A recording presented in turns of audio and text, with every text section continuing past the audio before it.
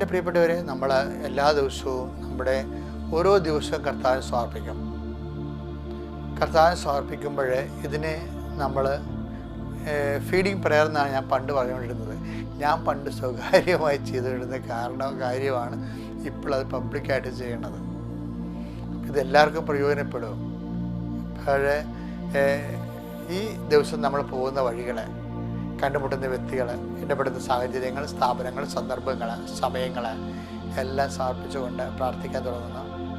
കർത്താവ് നിൻ്റെ ഉന്നതമായ നാമത്തിന് സ്വസ്ഥം ചെയ്യുന്ന കർത്താവ് നിൻ്റെ വിശുദ്ധ പൗരോഹിത്യത്തെ മഹത്വപ്പെടുത്തണമേ. കർത്താവെ, സഭയിലുള്ള സാന്നിധ്യം പ്രകടമാക്കണമേ.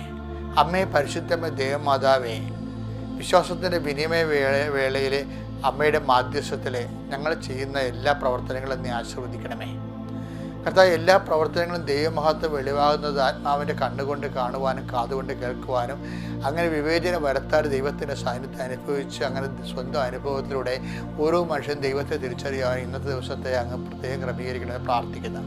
അപ്പം ലൈറ്റൊക്കെ റിക്വസ്റ്റ് ഇടുന്നതും അതുപോലെ തന്നെ തീർത്ഥാടന ഉടമ്പടി ചെയ്യുന്നതും അവർക്ക് വീഞ്ഞില്ല, വീടില്ല, സ്ഥലമില്ല, അവരുടെ വിവാഹം നടക്കണില്ല, അവർക്ക് മക്കളില്ല, അവർക്ക് സാമ്പത്തിക കടമാണ്, ജപ്തി നടപടിയാണ്, അവരുടെ വീടിൻ്റെ അതിർത്തികൾ തർക്കങ്ങളാണ്, ജനങ്ങൾ അവരോട് സഹകരിക്കുന്നില്ല. ഇങ്ങനെ വ്യത്യസ്തങ്ങളായ പ്രശ്നങ്ങൾ കൊണ്ട് അലട്ടുന്ന, വിഷമിക്കുന്ന, ഞെരുങ്ങുന്ന മക്കളുണ്ട്.